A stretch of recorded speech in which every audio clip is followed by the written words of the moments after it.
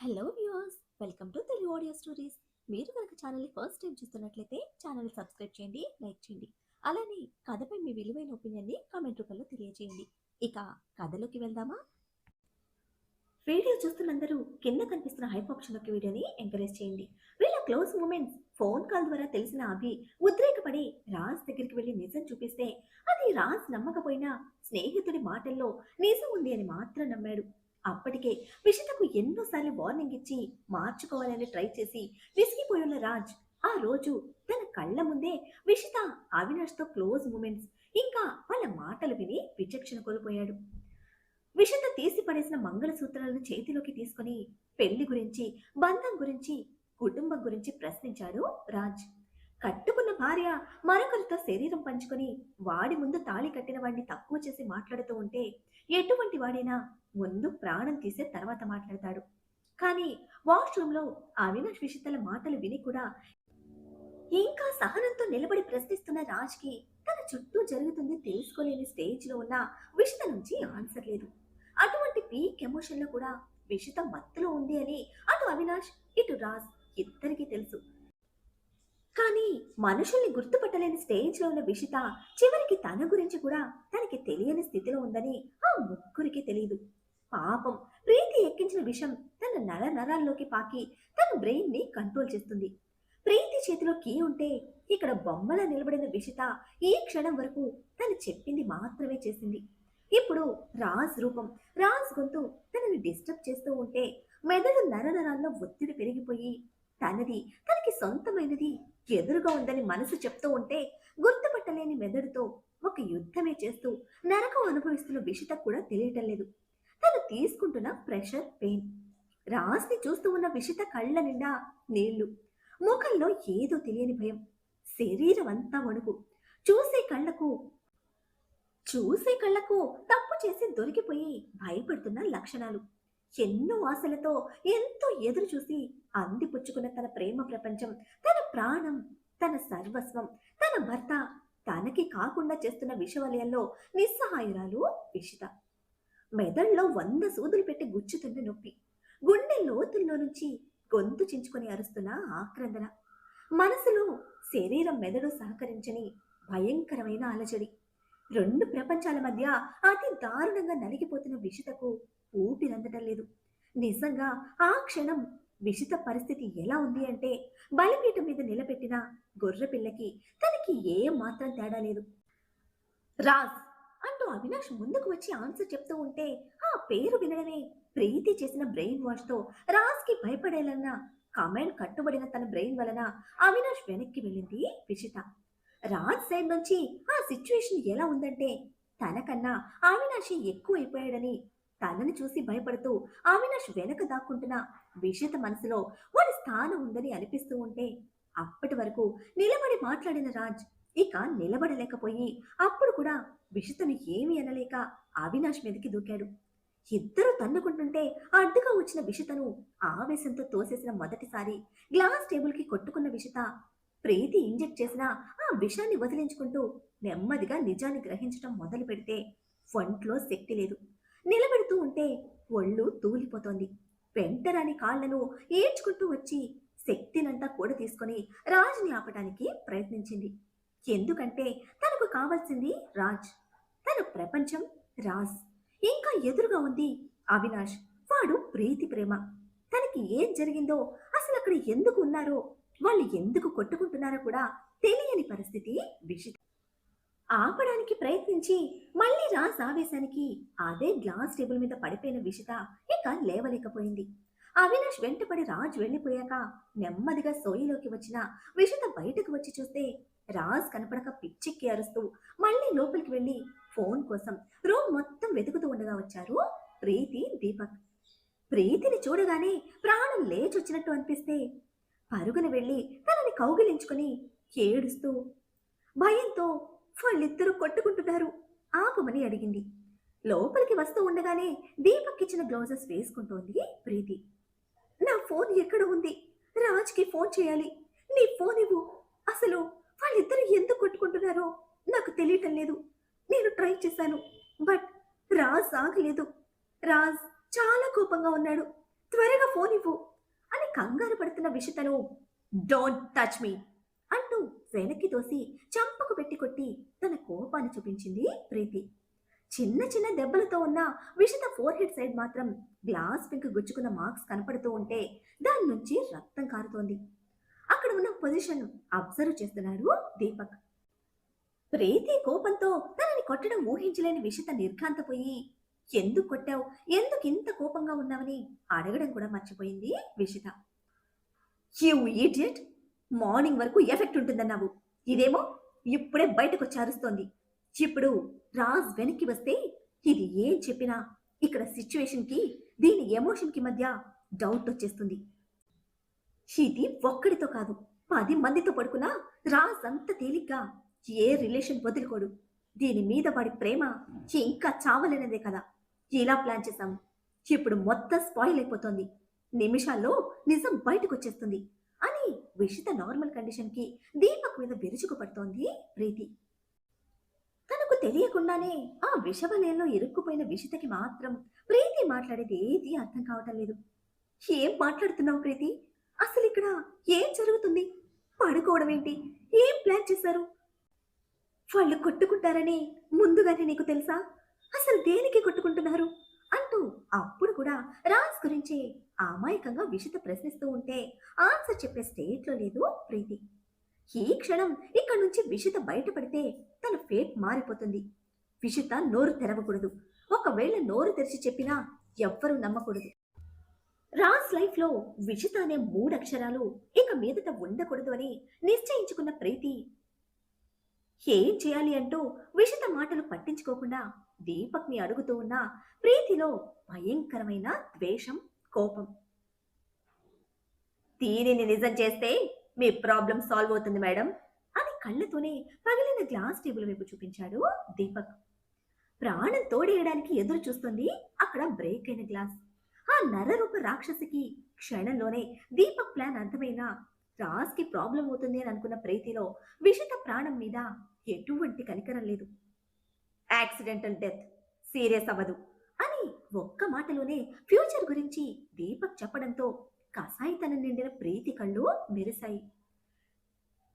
దేని గురించి మాట్లాడుతున్నారు ప్రీతి, అసలు ఇక్కడ ఏం జరుగుతోంది, ఫస్ట్ ఫోన్ ఇవ్వు అని తన చుట్టూ కమ్మేస్తున్న మృత్యుమేఘాన్ని గమనించుకోలేని విషిత ఇంకా రాజ్ గురించే తాపత్రయపడుతూ ఉంటే ఇక్కడ ఏం జరుగుతుందో నీకు తెలియదు కదా, తెలియకుండా నువ్వు చేస్తే నాకు సాటిస్ఫాక్షన్ ఉండదు.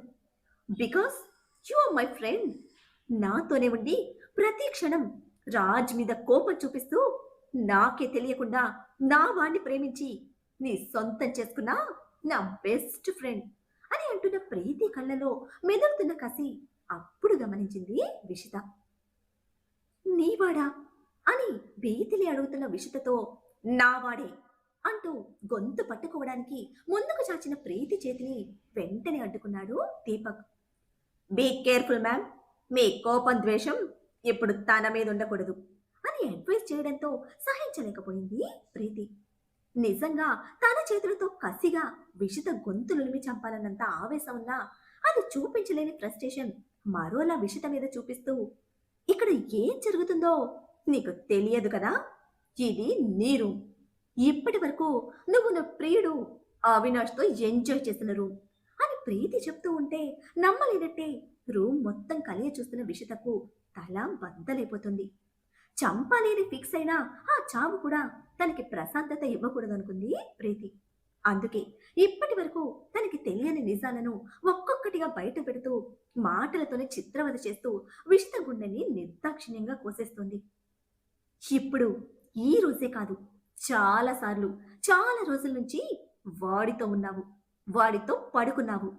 అవినాష్ ప్రేమ నువ్వు విషిత, నా ప్రేమ నా రాజ్.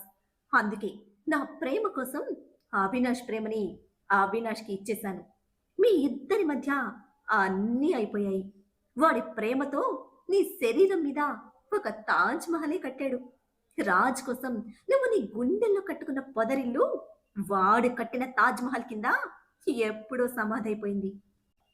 అండ్ నీ పెళ్లి పేటాకులైంది. నువ్విప్పుడు చెడిపోయిన దానివి, అక్రమ సంబంధం పెట్టుకున్నావు. రాజిచ్చే సుఖం సరిపోక మరొకరిని సెట్ చేసుకున్నావు. నీ మీద ప్రాణం పెట్టుకున్నాడు కదా! అందుకే అవినాష్ నిన్ను బాగా సుఖపెట్టాడు.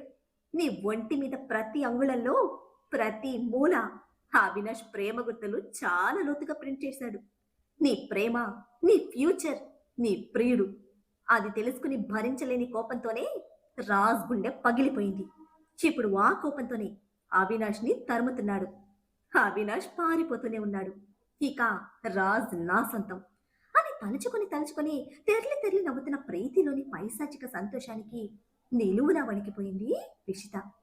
వినలేక చెవులు మూసుకుని ఏడుస్తూ ప్రీతి ప్లీజ్ స్టాప్ ఇట్ అంటూ నేల మీద కుప్పగూలిపోతే నా ప్రేమని, నా బాడీని నీ చేతుల్లో పెట్టిన మీ డాడీ ఇప్పుడు నువ్వు చేసిన పనికి గుండె పగిలి చస్తాడు. ఒకవేళ బ్రతికున్నా కూడా జీవితాంతం నీలాంటి దాన్ని కన్నందుకు ఏడుస్తూ చస్తూనే ఉంటాడు అని కర్కశంగా విషం మొత్తం కక్కుతూ ఉంటే పాపం ఆ అమాయకురాలికి ఏది తెలియదు. అవినాష్తో గడిపింది తెలియదు. తన ప్రేమని తన చేతులతోనే అవమానించుకున్నది తెలియదు. తన శరీరాన్ని వదులుకున్నది తెలియదు. అది తప్పు కాదు.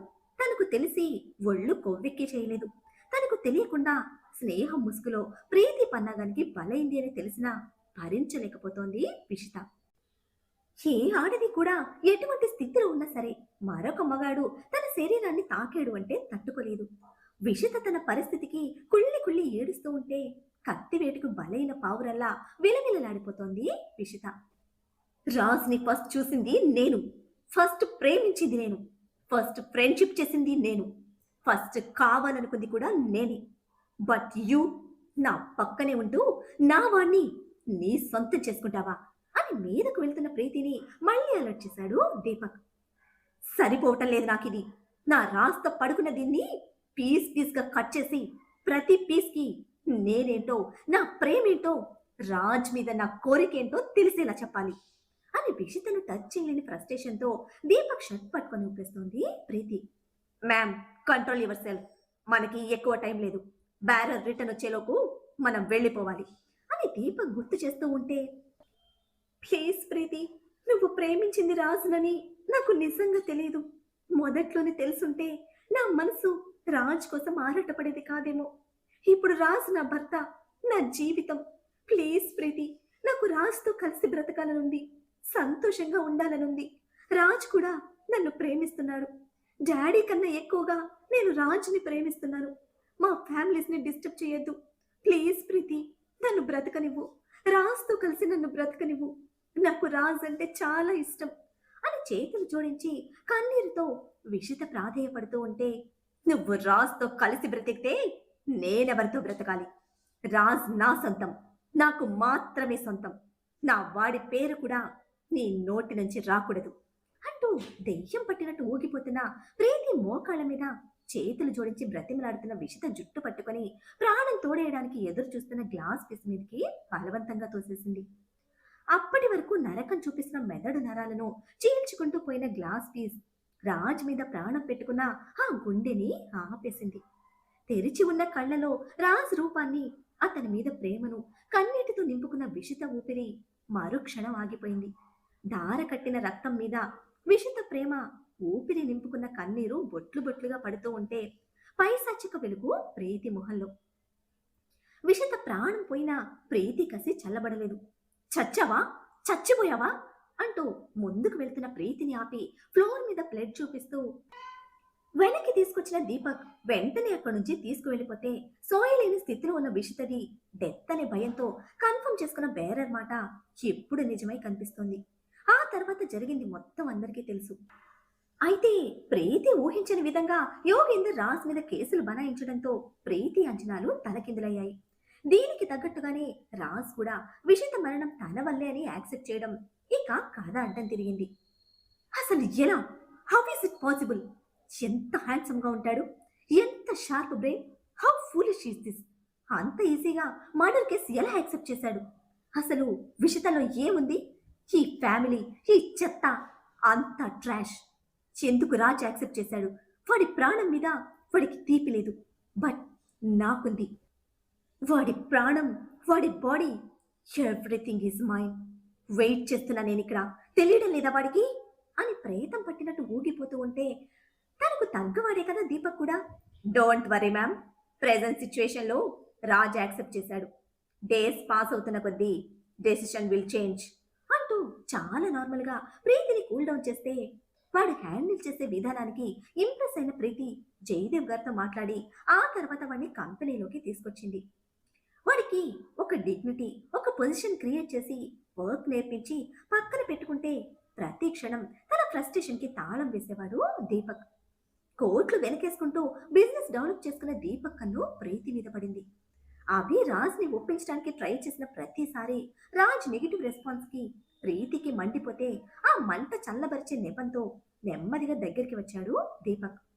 ప్రీతి దీపక్ని దూరం పెట్టలేదు. ఆ దగ్గరతనం తన మైండ్తో పాటు తన శరీరానికి పట్టిన కామం కరిగించుకోవడానికి కూడా మెడిసిన్లా వాడుకుంది ప్రీతి. దీపక్ని ఒకరోజు ఫోన్ చేసి హోటల్ రూమ్కి పిలిస్తే వాడు వచ్చేసరికి ప్రీతి ఒంటి మీద ఉన్న డ్రెస్ చెప్తోంది తను ఎటువంటి కామాగ్నితో రగిలిపోతుందో. దీపక్కి చేయవలసిన హెల్ప్ అర్థమైతే వాడు వెయిట్ చేస్తుంది కూడా దానికోసమే కావడంతో ప్రీతి తన చేతిలోకి వస్తే ప్రీతి వెనుకున్న బిజినెస్ స్టేటస్తో తనకంటూ ఒక ఐడెంటిటీ క్రియేట్ అవుతుంది. బెగ్గర్ల స్ట్రీట్స్ మీద బతికిన తన బతుక్కి ఒక బ్రాండ్ వస్తుంది అనుకున్నాడు. అయితే బెడ్ మీద డబ్బుతో పాటు రాజ్ ఫేస్ మాస్క్ కూడా ఉండడం వాడికి నచ్చలేదు. అయినా డబ్బుతో పాటు మాస్క్ కూడా తీసుకున్నాడు. ప్రీతి పైత్యానికి పిచ్చికి ఆ మాస్క్ వెనుక ఉన్నది ఎవడైనా సరే ఎదురుగా కనిపించేది మాత్రం రాజ్. తను కోరుకున్న రాజ్. లైట్స్ కూడా ఆఫ్ చేయలేదు. మాస్క్ లో ఏముంది అనుకున్న దీపక్. శరీరం తనదే, సుఖం తనదే, అలవాటు పడేది తనకే, అవసరానికి వాడుకునేది కూడా తనే అని వాడి ఫ్యూచర్ ప్లాన్స్ వాడు వేసుకున్నాడు. ప్రీతి అంతవరకు ఆలోచించలేదు. డబ్బుకు విశ్వాసం చూపే కుక్కలా చూసింది వాడిని. శరీరాన్ని వాడికి వదిలేసి ఫేస్ మాస్క్ లో రాజ్ని చూస్తూ ఊహల్లో తేలిపోతూ ఒంటి వేడి, బుర్ర పైత్యం అన్నీ వాడితో తీర్చుకుంది. అది ఆ రోజుతో ఆ ఒక్కసారితో ఆగలేదు. అలాగే రాజ్ అభి ప్రపోజల్కి ఒప్పుకోలేదు. అభి చాలా ప్రయత్నాలు చేశాడు, కానీ రాజ్ ఒక్కదానికి ఒప్పుకోలేదు. చివరికి company status, family value and company future కోర్టుకు చూపించి రాజ్ని బయటకు తీసుకొచ్చాడు. విషిత వలన ఏర్పడ్డ కన్ఫ్యూజన్ ఇంకా తన మీద తనకే ఉన్న కోపం, అసహ్యంలో ఎక్కడ ఓ చోట ఏదో ఒక విధంగా తన ఈగోని, అహాన్ని దెబ్బ కొట్టే అమ్మాయిలతో ఎంజాయ్ చేసి వాళ్ళకి స్వర్గాన్ని చూపిస్తూ ఒక పిచ్చి బ్రతుకు బ్రతికేవాడు మన బలుపు బాబు. అమ్మాయిల మీద రెస్పెక్ట్ లేని రోజులవి. అందరినీ అలా చూడలేదు, బట్ కొందరితో మాత్రం అదే relation. Only bed relation or one night stand. మొదట్లో పట్టనట్టే ఉండేది ప్రీతి, బట్ రాజ్లో వస్తున్న మార్పు క్లోజ్గా అబ్జర్వ్ చేసిన ప్రీతిలో మళ్ళీ కామపిశాచి నిద్ర లేచి అసూయ దెయ్యం నెత్తి మీదకి కూర్చుంది. వెంటనే దీపక్ని పిలిచి మరొక మాస్క్ తగిలించింది. మోహిని పిశాచిని చల్లబరిచే వాడి ముఖాన డబ్బు కొట్టింది. ప్రీతికి దీపక్కి మధ్య బెనిఫిట్స్ అంటే ఇవే. రోడ్ సైడ్ గల్లీలో మురికి పట్టిన ఆడపిల్లలతో దొరికే పొందు కన్నా అష్టైశ్వర్యాల మధ్య మెయింటెనెన్స్ ఉన్న ప్రీతి బాడీతో సుఖమే వేరు అనిపించింది వాడికి. దీపక్ దృష్టిలో బెనిఫిట్స్ మీనింగ్ బెడ్ షేరింగ్, ప్రీతికి మాత్రం ఓన్లీ మనీ. అలాగే తనతో పడుకుని తనతో ఒంటి దొరద తీర్చుకుంటూ ఊహల్లో రాజ్ని ప్రేమిస్తున్న ప్రీతి నుంచి రాజ్ని దూరం చేయాలి, చంపేయాలన్నంత కసి వాడిలో అప్పుడే పెరిగితే ఆ అవకాశం కోసం వెయిట్ చేశాడు. రాజు తిరిగి జైలుకు వెళ్ళిపోవడం, ప్రీతి కంపెనీ సీఈఓగా ఉండడం వాడి అదృష్టాన్ని ఆకాశంలోకి ఎగరేసినట్టు పిచ్చి ఆనందంలో మునిగిపోయాడు. అయితే తర్వాత తెలిసిన నిజం, సహస్ర అన్ని ప్రాపర్టీస్కి అధినేత్రి అన్న నిజం వాడిని మళ్ళీ నేల మీదకి విసిరికొట్టింది. అండ్ రాజు కోసం తను ప్రయత్నించడం కూడా భరించలేకపోయాడు. ప్రీతి రూపంలో వచ్చే తన గోల్డెన్ ఫ్యూచర్కి సహస్ర అడ్డుపడింది. అందుకే తన బేబీస్ని చంపేసి తనను ప్రీతికి హ్యాండ్ ఓవర్ చేయడానికి ట్రై చేశాడు. అన్ఫార్చునేట్లీ ఇక్కడ కథ మరొక మలుపు తిరిగింది. వాళ్ళిద్దరి మధ్య ప్రేమ ఉందనుకున్న సహస్ర అది బయటకు చెప్పడం, దీపక్ కూడా దొరికిన ఛాన్స్ యూజ్ చేసుకోవడంతో ప్రీతికి అరికాలు మంట నెత్తికెక్కితే వాడిని రాజ్ ఫామ్ హౌస్ కి పిలిచి వాడికి కుక్క చువాట్లు పెట్టింది. ఎక్స్పెక్టేషన్తో వెళ్ళిన దీపక్ ప్రీతికి తన డెసిషన్ చెప్పి వెళ్ళిపోయాడు. ఆ రోజు ఇద్దరి మధ్య జరిగిన ఆర్గ్యుమెంట్, దీపక్ కోపంగా వెళ్ళిపోవడం, ప్రీతి ఏడుపు నటించడం అన్నీ కూడా దీపక్ అడ్డు తొలగించుకోవడానికి ప్రీతి వేసిన మరొక మాస్టర్ ప్లాన్. సెక్యూరిటీని నమ్మించింది. దీపక్ విషయం బయటపడిన మరుక్షణం జరిగే ఎంక్వైరీలో తను ఒక పత్తిత్తు అని చూపించుకోవడానికి నెమ్మదిగా పావులు కదిపింది ప్రీతి. మరి ఎన్ని దారుణాలు చేసి ఎంత విధ్వంసం సృష్టించిన ప్రీతికి చివరికి దక్కేదేమిటి? ఈ విషయాలన్నీ మనోజ్ రాగిణి గారికి తెలిస్తే వాళ్ళు ప్రీతిని క్షమించగలుగుతారా? ఆనాడు కైకేయి స్వార్థం, కోరిక ఒక రామాయణ కథకు ఆజ్యం పోస్తే ఈనాటి ప్రీతి అసూయ, ఆశ ఒక ఇంటి రామాయణాన్ని ఎన్నో జీవితాలను తిరగరాసింది. మరి చివరకు ప్రీతికి ఏమి రాసిపెట్టుంది తెలుసుకోవాలంటే నెక్స్ట్ ఎపిసోడ్ని ఫాలో చేయండి. అలానే ఈ ఎపిసోడ్ని లైక్ చేయడం మాత్రం మర్చిపోకండి. Boy friends.